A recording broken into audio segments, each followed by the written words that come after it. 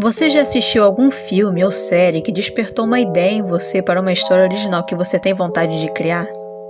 Eu já. Tipo, toda semana. Eu tava vagando pelo YouTube quando eu caí em um daqueles canais que resumem animes e encontrei esse filme de anime que me chamou a atenção por ser triste pra caramba. É basicamente um filme sobre uma raça de pessoas que nunca envelhecem e que podem viver centenas de anos com cara de 15 anos. E eu me identifiquei porque eu tava andando na rua esses dias e uma mulher me parou pra fazer uma pesquisa. E ela perguntou a minha idade e eu disse que eu tinha 21 anos. Daí ela parou e me olhou espantada. Quase que a tela dela congelava, que nem em Avenida Brasil. E ela disse o seguinte: Nossa! 21 anos com cara de 15? E eu fiquei tipo, que coisa, não? Mas enfim, um reino vizinho ataca o vilarejo daquele povo, pois eles queriam saber o segredo da longevidade deles e misturar o sangue da família real com os deles, típico do ser humano. Daí, somente uma desse povo conseguiu escapar, e essa foi a Máquia, que leva o nome do filme. E logo após ela escapar, ela encontra um bebê sendo abraçado pela sua mãe que foi desvivida.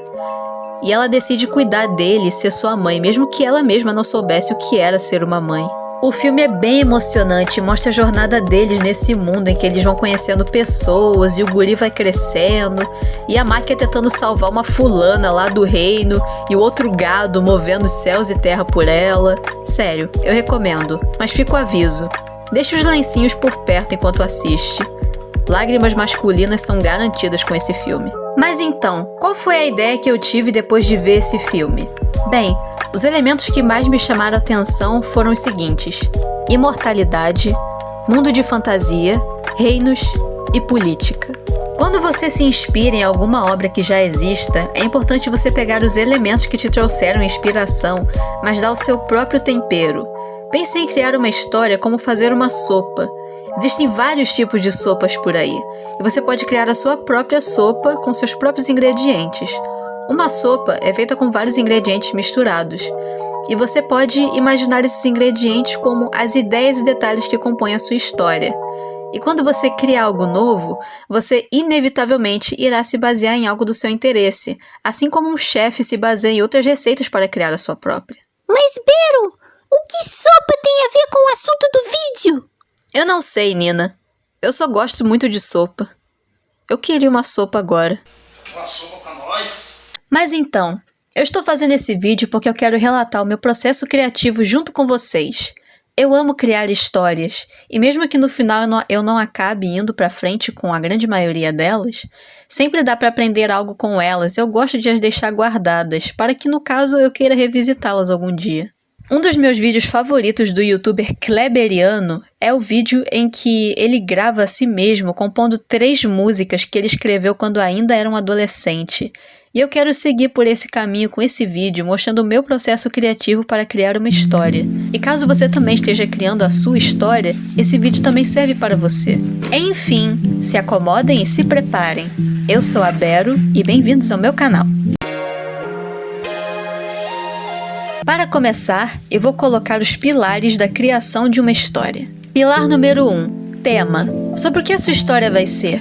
Vai ser sobre guerra, vingança, esperança? Tenha isso em mente. É muito importante.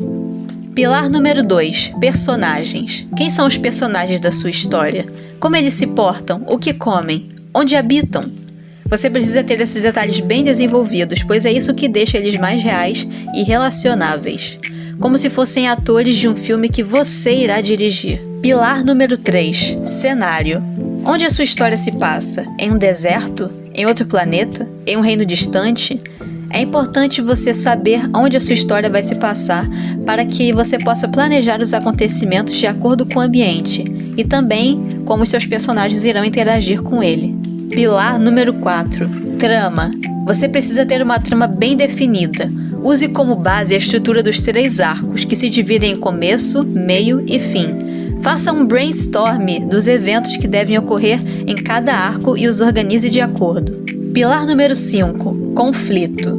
Porque uma boa história não tem graça sem um bom conflito. Uma disputa por terras, um mistério sem resposta, até mesmo uma briga entre vizinhos. Porém, existem 2 tipos de conflito. o conflito interno e o externo. O interno pode ser algo que o personagem irá superar ao longo da trama, como uma insegurança ou algum trauma. Já o externo se trata do ambiente, e os exemplos que eu dei acima são um bom exemplo disso. Pilar número 6. Ponto de vista ou narrador. Quem irá contar a sua história? O personagem principal? Um narrador onisciente que conhece os pensamentos de todos os personagens? Ou apenas os pensamentos do personagem principal serão o foco da narrativa? E por último, pilar número 7. Público. Para quem você vai contar a sua história? Para adultos, público infantil ou adolescente? É importante ter isso em mente quando for criar a sua história. Agora que já defini os pilares da nossa história, é hora de pôr a mão na massa, ou no papel, ou no teclado, ou o que você estiver usando para trabalhar. Seguindo a linha de inspiração que o filme da máquina me deu, eu comecei a criar a premissa da história, que é outro nome para o tema. Eu pensei em pegar o elemento do povo que tem uma vida longa e me veio a ideia de implementar isso em uma criatura que já é bem conhecida na mitologia: elfos. Elfos são criaturas que vivem por muito tempo e são lindos e majestosos como o povo da máquina. E eu tenho lido muitos livros de fantasia esse mês, então tem uma grande influência nisso. Para organizar as minhas ideias, eu vou usar o OneNote, que é um programa gratuito que você pode ser usado tanto no computador quanto no celular. Essa foi a premissa que eu criei para essa história.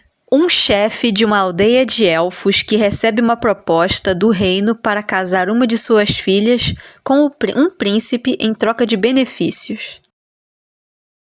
Uma premissa simples, mas que nos faz pensar em como tudo vai se desenrolar no decorrer da história. Eu pensei que a aldeia pode não ser a favor dessa proposta, pois há uma tradição que impede que elfos se relacionem com humanos. Porém, eles já não andavam muito bem das pernas, então o líder resolveu que aceitar seria uma forma de salvar o seu povo, mesmo que o povo não concordasse. Isso em si já cria um conflito externo entre um líder que visa o melhor para sua gente e uma comunidade que está tão atrelada às suas próprias tradições que não consegue enxergar os benefícios de uma mudança. E, para adicionar uma pitada maior de tensão, vamos dizer que a filha que ele escolheu para se casar com o príncipe já estava comprometida com outro elfo de outra boa família da aldeia. E esse rompimento será o estopim para um conflito maior no futuro. Porque, convenhamos, ser trocado por um príncipe deve ser uma tremenda humilhação, não é? Agora vamos para a minha parte favorita, os personagens. Primeiro, vamos fazer um breve resumo sobre quem eles são e quais serão seus papéis dentro da história. Vamos ver. Atla, a filha preferida do líder da aldeia de elfos, que é oferecida para se casar com o príncipe e se tornar a princesa do país. Solen, o príncipe do reino que quer uma esposa que nunca envelheça e seja bela para sempre. E Nema, antigo noivo de Atla que junto com os elfos tradicionais formará uma rebelião para impedir o casamento de Atla com o príncipe. Agora que já temos os personagens, é hora da minha parte favorita para mim que sou artista: criar os designs deles. Vamos começar pela nossa protagonista elfa. Essa é a Atla. Ela é a filha mais nova do clã-chefe da aldeia dos elfos e ela acabou de fazer 18 anos, que é a idade definida em que os elfos param de envelhecer na minha história. Ela cresceu bem reclusa por seu pai, que é super protetor dela, por ela ser a sua favorita. Ela tem uma personalidade doce e inocente e é muito curiosa. Só que por ela ser sempre protegida, ela só tinha os livros para saciar sua sede por conhecimento. Ela gosta de estudar pedras preciosas e coleciona pedrinhas que encontra no caminho sempre que ela sai. Por isso, ela é vista como estranha por suas irmãs mais velhas. Quando seu pai a escolheu para se casar com o príncipe, ela ficou ansiosa e um pouco triste, pois ela já tinha se acostumado com a ideia de se casar com Nema, que ela já conhecia. E se tornar a esposa de um príncipe era uma responsabilidade enorme, da qual ela não se sentia digna. Mas ela também é muito determinada e jura a si mesma se tornar a melhor esposa que o príncipe podia ter. Enfim, assim ficou o design final dela. Gostaram? Eu achei fofa. Agora vamos fazer o design do príncipe. O nome dele vai ser Solen. Ele é um príncipe arrogante e mimado. Ele gosta de se mostrar que é um homem forte e altamente treinado em combate e que irá receber o trono algum dia. Ele é muito preocupado com a aparência e rejeitou todas as noivas que o seu pai arrumou para ele por não acharem que elas eram bonitas o suficiente para serem a futura rainha. Por isso, ele pede a seu pai que o arranje uma noiva que nunca envelheça e fosse bonita para sempre. E assim, o rei faz um acordo com o pai de Atla por uma de suas filhas em troca de melhores condições de vida para o seu povo. Assim, o acordo é selado e a Atla é transferida para a capital para conhecer o Solen. Eu pensei que logo na primeira vez que eles se encontrassem, o Solen vai ficar chocado, pois ele nunca tinha visto uma elfa antes, e ele acha que ela parece ser jovem demais para ele. Tipo, o cara consegue o que ele queria e mesmo assim acha um jeito de reclamar. O rei dá uma bronca nele dizendo que o contrato já estava selado e que o casamento irá ocorrer até o fim daquele ano. Então, Solen aceita a Atla, mesmo que de contragosto. E esse foi o resultado do design dele. Oh my God! Eu acho que exagerei um pouco na aparência dele. Tá até parecendo um personagem de manhua. Mas enfim, eu acho que esse vídeo já deu o que tinha que dar. Se vocês gostaram de me ver criando uma história aqui com vocês, por favor, comentem aí nos comentários que vocês querem uma parte 2. E, por favor, deixem seu like também, porque isso vai ajudar muito. Obrigado de coração por me ouvirem até aqui. Eu sou a Bero e até a próxima!